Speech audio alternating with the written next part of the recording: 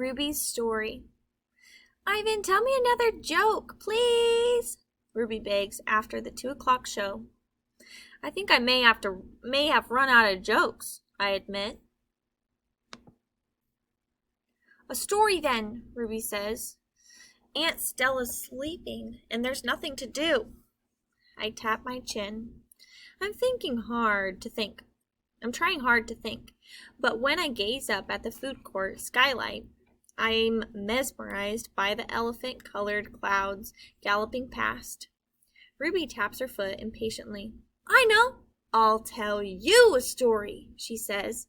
A real, live, true one. Good idea, I say. What's it about?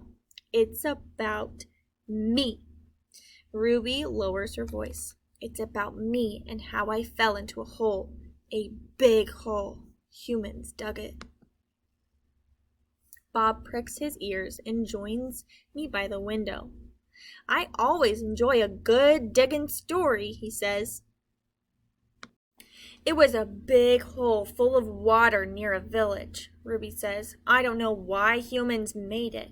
Sometimes you just need to dig for the sake of digging, Bob reflects. We were looking for food, Ruby says, my family and I. But I wandered off and got lost and went too close to the village. Ruby looks at me, eyes wide. I was so scared when I fell into the hole. Of course you were, I said. I would have been scared too. Me too, Bob admits. And I like holes. The hole was huge. Ruby pokes her trunk between the bars and makes a circle into the air. And guess what? She doesn't wait for the answer. The water was all the way up to my neck, and I was sure I was going to die.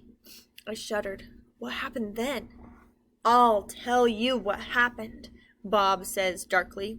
They captured her and put her in a box and shipped her off. Here she is.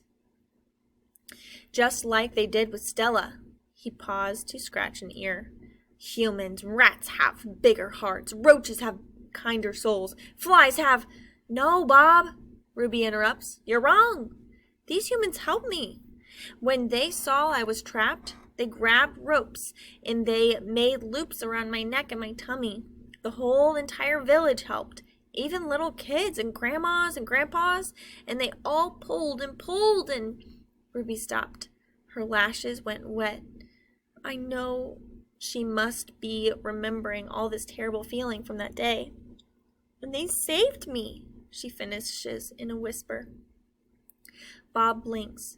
They saved you? He repeats.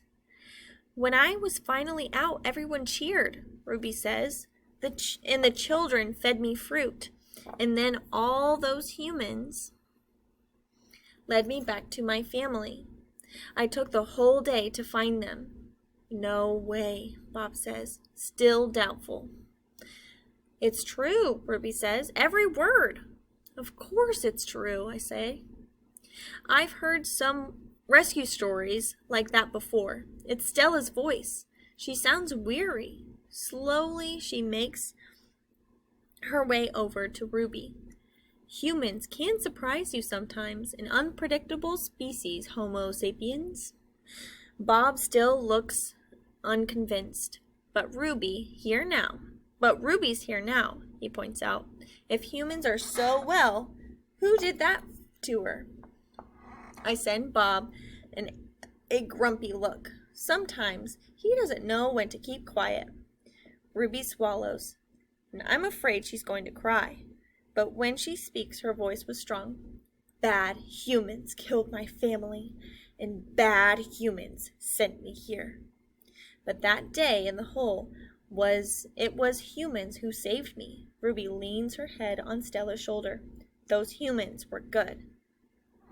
It doesn't make any sense, Bob says. I just don't understand them. I never will. You're not alone, I say, and I turn my gaze back to the racing gray clouds.